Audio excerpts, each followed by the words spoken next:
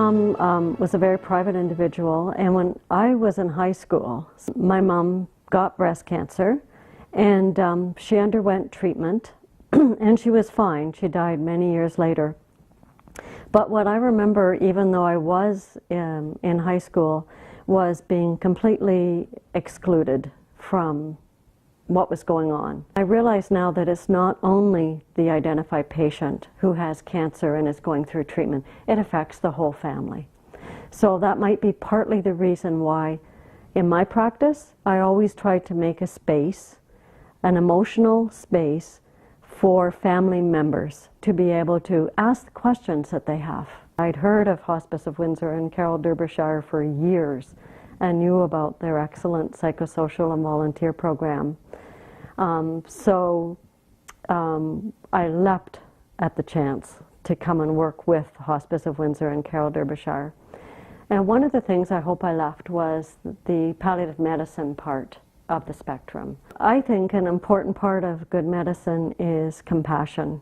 And Carroll never says no. And that's the core of compassion we talked about. So,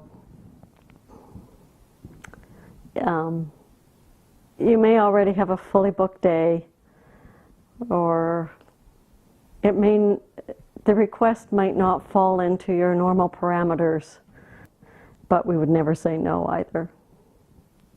So I don't think hospice says no.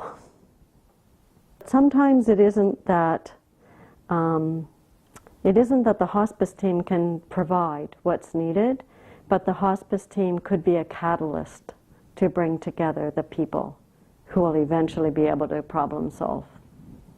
The Windsor community owns, and I don't mean that in a pejorative way, I mean it in the most wonderful way. They embrace it. They embrace hospice.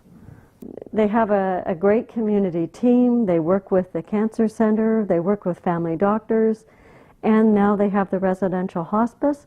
And they have a whole group of extremely creative programs involving children, involving families, involving alternative kinds of care, the naturopathy. There's so much creativity embodied in the Hospice of Windsor. It's a very lucky community.